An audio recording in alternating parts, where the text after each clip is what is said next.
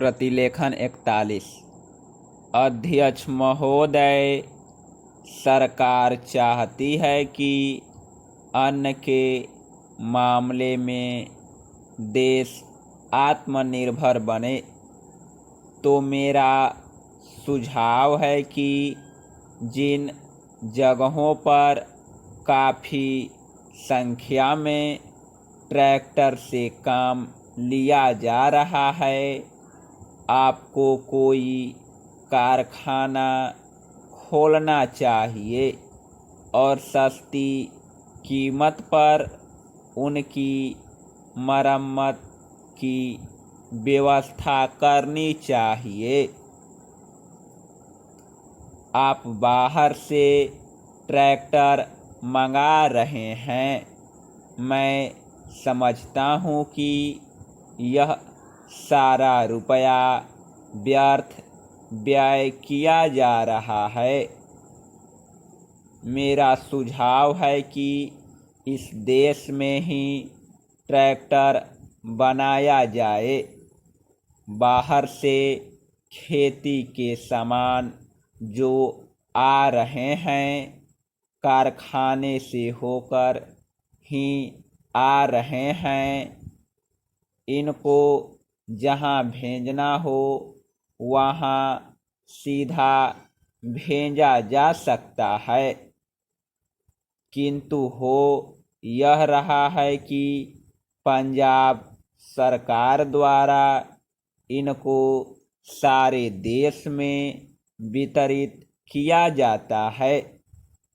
चूँकि इनको पहले पंजाब भेजा जाता है और फिर सारे देश में भेजा जाता है, इसलिए खर्चा ज़्यादा लगता है। खर्चा कम करने के लिए, लागत कीमत कम करने के लिए यह आवश्यक है कि इनको सीधे भेजा जाए। मैं समझता हूँ कि इसमें कोई औचित्य की बात नहीं है, इस पर भी आपको विचार करना चाहिए। आपको किसानों की सहायता करनी चाहिए, उनकी हिम्मत आप न तोड़ें। हमें चाहिए कि उनको हम सस्ते दामों पर खाद दें, बिजली दें, बीज दें और पानी भी दें। लेकिन ऐसा न करके हम देख रहे हैं कि हर चीज़ के दाम बढ़ाए जा रहे हैं।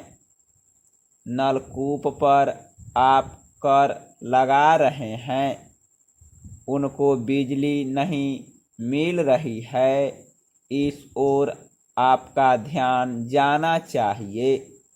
वास्तव में आप कृषि की उन्नति चाहते हैं तो सिंचाई और बिजली का काफ़ी इंतजाम होना चाहिए।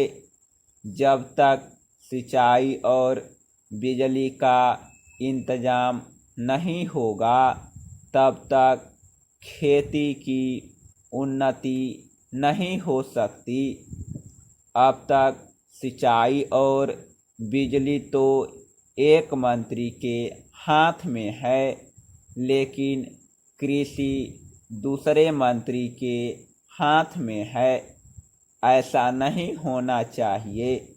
सिंचाई, बिजली और कृषि अगर किसी एक मंत्री के हाथ में हो तो खेती की उन्नति का काम सरलता से हो सकता है। मेरा निवेदन है कि इस ओर भी आपका ध्यान जाना चाहिए।